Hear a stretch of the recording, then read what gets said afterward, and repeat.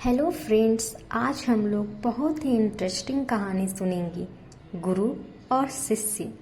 इस कहानी में ये बताया गया है कि एक गुरु अपने शिष्य को किस तरह से शिक्षित करते हैं। बहुत समय पहले की बात है। हिमालय की गोद में बसा एक शांत और सुंदर आश्रम था, जहाँ प्रकृति की गोद में आध्यात्मिक ज्ञान की गंगा बहती थी।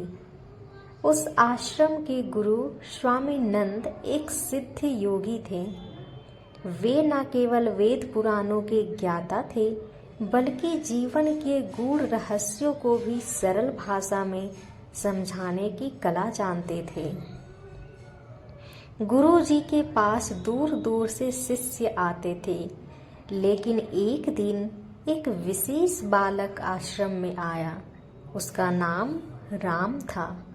वह बालक अत्यंत जिज्ञासु लेकिन थोड़ा अहंकारी था। उसने गुरु के चरणों में झुकते हुए कहा, गुरुदेव, मैं सत्य की खोज में आया हूँ, मुझे ज्ञान दीजिए। गुरु जी ने मुस्कुराए। उन्होंने राम की आंखों में झांका और कहा, सत्य की खोज करने वाला सबसे पहले अपने भीतर झांकता है। क्या तुम अपने भीतर झांकने को तैयार हो? राम ने सिर झुका दिया।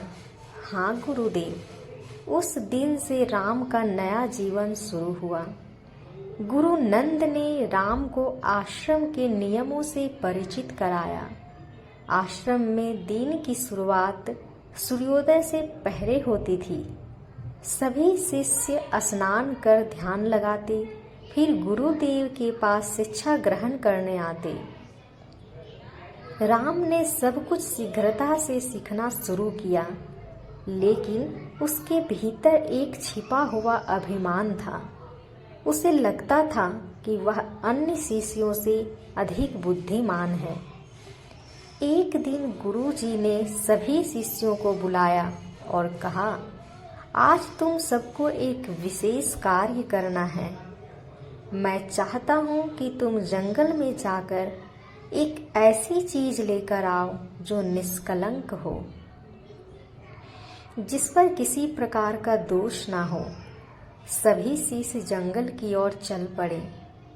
राम भी बहुत उत्साहित था। वह सोच रहा था, मैं सबसे सुंदर फूल लाऊंगा, जिसमें कोई कीड़ा ना हो, कोई दाग ना हो, वही होगा निष्कलंक। घंटों तक उसने जंगल छाना। उसे फूल मिलते रहे, लेकिन हर फूल में कुछ न कुछ कमी दिख जाती। कहीं रंग हल्का, कहीं कोई कीड़ा बैठा, कहीं पंखुड़ी मुरझाई हुई। सूर्य अस्त होने लगा। सारे शिष्य वापस लौटने लगे। कुछ ने सुंदर पत्थर लाए, कुछ ने पत्तियां, लेकिन राम खाली हाथ आया। गुरु जी ने मुस्कुराते हुए पूछा, राम, तुम कुछ नहीं लाए? राम ने सिर झुका लिया। गुरुदेव, मुझे कोई वस्तु निष्कलंक नहीं लगी। हर वस्तु में कोई ना कोई कमी थी। गुरु जी ने शांत स्वर में कहा, और यही है तुम्हारा पहला पाठ। इस संसार में कुछ भी पूर्ण नहीं है। यदि तुम दोष ढूंढते रहोगे तो खाली हाथ ही रहोगे, लेकिन यदि तुम अच्छाई खोजोगे तो हर वस्तु में कुछ न कुछ सुंदर दिखेगा। राम का सिर झुक गया। वह समझ गया कि उसने परीक्षा में केवल बाहरी सुंदरता को देखा, परंतु जीवन में आंतरिक दृष्टिकोण अधिक महत्वपूर्ण होता है। पहली परीक्षा के बाद राम और अधिक विनम्र हो गया था।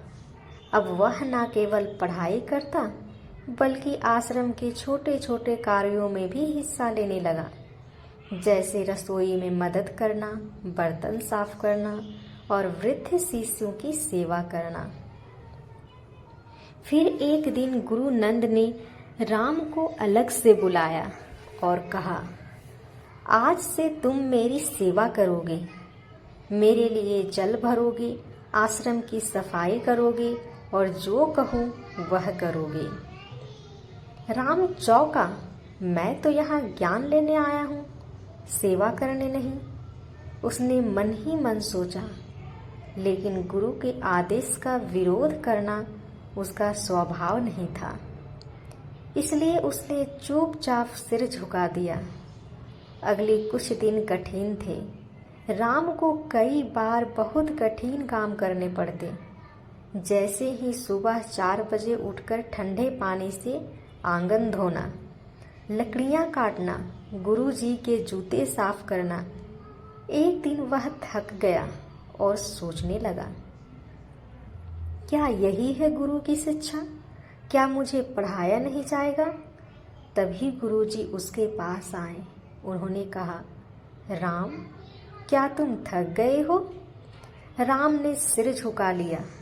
गुरुदेव, मैं समझ नहीं पा रहा हूँ, यह सब सेवा क्यों? गुरुजी ने मुस्कुराते हुए एक दीपक की ओर इशारा किया, जो धीरे धीरे जल रहा था। उन्होंने कहा, बेटा, ज्ञान वह दीपक है जो केवल तब जलता है जब अहंकार की तेल की बूंदें समाप्त हो जाए। सेवा से ही वह दीपक शुद्ध होता है। जब तक तुम्हारा अहंकार जीवित है, तुम कुछ नहीं समझ सकते। राम की आंखें भर आई। उसने पहली बार अपने अंदर की सच्चाई को पहचाना। उसे लगा जैसे किसी ने उसे आईना दिखा दिया हो। उस दिन के बाद राम सेवा में ही आनंद महसूस करने लगा। अब वह ना शिकायत करता, न थकता। राम अब पूरी तरह से गुरु की सेवा और ज्ञान में तल्लीन था।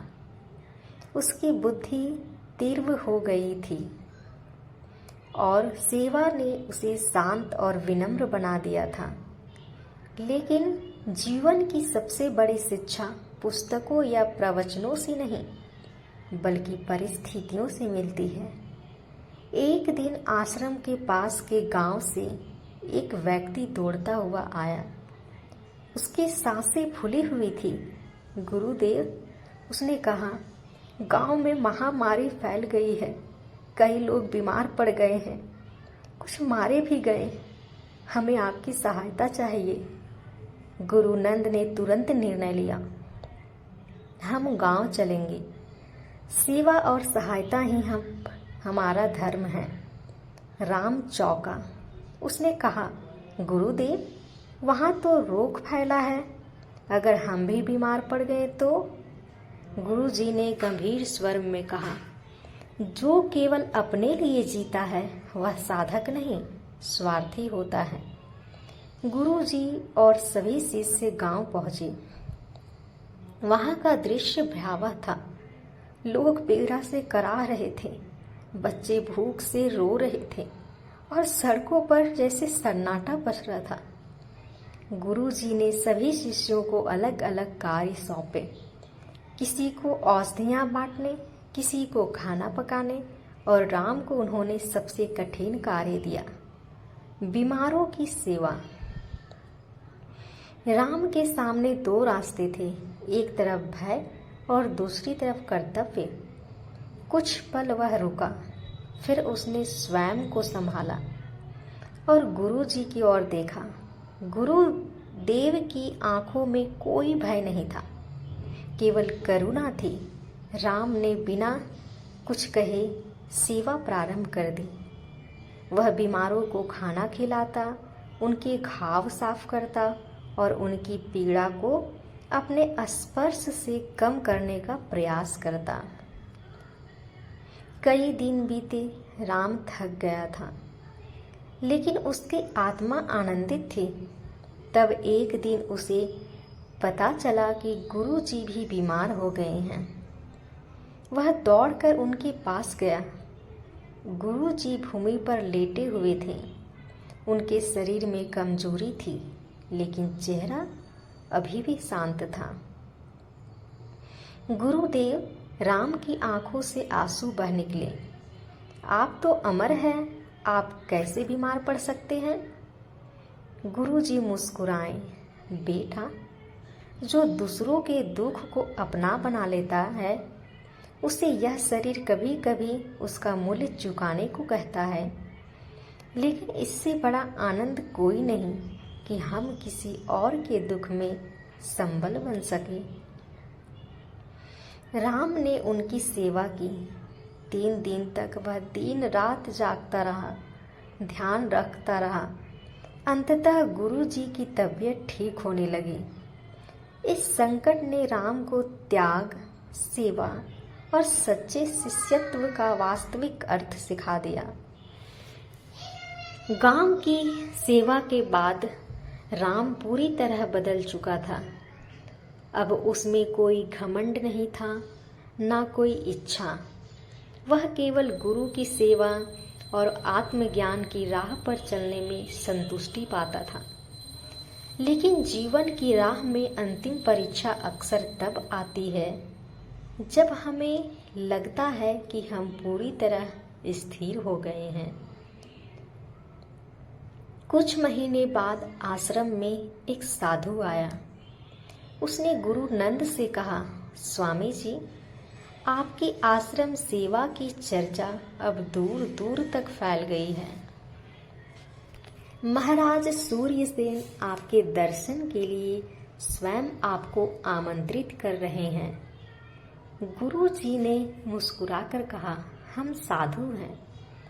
राजाओं की सभा हमारे लिए नहीं, लेकिन साधु ने विनम्रता से अनुरोध किया और गुरु जी अंततः राजमहल जाने को तैयार हो गए। उन्होंने राम को भी साथ चलने को कहा। राजमहल अत्यंत भव्य था। सोने चांदी की दीवारें, सुगंधित जल से भरे फव्वारे, सुंदर वस्त्रों में सजे लोग। राम जैसे वनवासी शिष्य के लिए यह एक नया अनुभव था। राजा सूर्यसेन ने गुरुजी और राम का सम्मान किया। उन्होंने गुरुजी से कहा, स्वामी जी, मैं चाहता हूं कि आपका एक शिष्य मेरे पुत्र को शिक्षा दे, और यदि आप चाहे तो आपका यह तेजस्वी शिष्य राम यहीं रहकर राज्य गुरु बन सकता है। हम इसे राजकीय सम्मान देंगे, धन, भूमि और यश।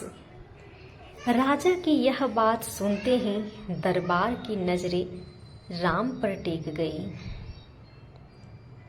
पहली बार राम के मन में हलचल हुई।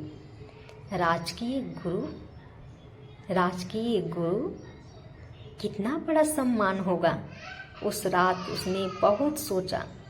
वह जानता था कि यह अवसर असाधारण है, लेकिन वह यह भी जानता था कि यह मोह और माया की परीक्षा है। सुबह उसने गुरुजी से पूछा, गुरुदेव, यदि मैं यहीं रुक जाऊं तो क्या यह गलत होगा? गुरुजी ने उत्तर नहीं दिया। उन्होंने एक दीपक जलाया और कहा, बेटा, दीपक 2 स्थानों पर जलाया जा सकता है, एक राजमहल में और एक अंधेरी कुटिया में। दोनों ही स्थानों पर प्रकाश देता है, परंतु एक स्वयं के लिए जलता है और दूसरा दूसरों के लिए। अब यह तुम तय करो कि तुम कौन सा दीपक बनना चाहते हो। राम की आंखें भर आई। उसने बिना कुछ कहे गुरु जी के चरणों में झुककर कहा, मैं वही दीपक बनना चाहता हूँ जो अंधेरे में रोशनी करे, भले ही उसे कोई ना देखे। गुरु जी मुस्कुरा गए। राम ने मोह और माया की परीक्षा भी पार कर ली थी। राजमहल का मोह त्यागने के बाद राम पहले से अधिक गंभीर और एकाग्र हो गया। अब उसका मन साधना, सेवा और गुरु उपदेशों में ही रमा रहता। एक दिन गुरु नंद ने सभी शिष्यों को एकत्र किया और कहा, अब समय है कि तुम सब जंगल में एकांत साधना के लिए जाओ। 7 दिन तक तुम बोल नहीं सकोगे, किसी से मिल नहीं सकोगे केवल स्वयं के साथ रहना होगा। वही आत्मज्ञान की ओर पहला कदम होगा। राम को एक गुफा दी गई जहां उसे अकेले ध्यान लगाना था। 7 दिन ना कोई बातचीत, ना पुस्तक, ना कोई कार्य, केवल मौन और आत्म मंथन। पहले दिन उसका मन अतीत की बातों में उलझा रहा। दूसरे दिन उसे गुरु जी की बातें याद आती रही और तीसरे दिन उसे नींद आने लगी। शरीर थक गया। चौथे दिन उसे डर लगने लगा। क्या होगा यदि मैं पागल हो गया? 5वें दिन वह बिल्कुल शांत हो गया। ना कोई विचार, ना कोई छवि। 6ठे दिन एक विचित्र अनुभव हुआ। उसे लगा जैसे उसकी चेतना शरीर से बाहर निकल गई हो। वह स्वयं को देख पा रहा था, जैसे एक दर्पण में स्वयं को निहार रहा हो। बिना अहंकार, बिना पहचान, केवल एक साक्षी। 7वें दिन वह पूर्ण मौन में था, बाहर भी और भीतर भी। 8वें दिन जब वह गुफा से बाहर आया तो गुरु जी सामने खड़े थे। उन्होंने राम की आंखों में झांका और मुस्कुराते हुए कहा, अब तुम समझे आत्मा का स्वरूप? राम के होठों से स्वतः निकला, मैं शरीर नहीं हूँ, ना नाम ना पद, मैं वही हूँ जो देख रहा था। मौन में भी और संज्ञा के पार भी। गुरु जी ने अपने दोनों हाथ उसके सिर पर रख दिए। आज से तुम मेरे उत्तराधिकारी हो। अब तुम ज्ञान के दीप को आगे बढ़ाओ। आत्मज्ञान की प्राप्ति के बाद राम अब केवल एक शिष्य नहीं रहा था, वह अब एक दीपक बन गया था जो दूसरों के जीवन को प्रकाशित करने को तैयार था।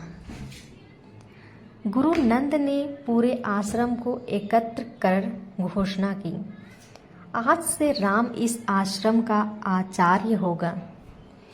वह अब ज्ञान की परंपरा को आगे बढ़ाएगा।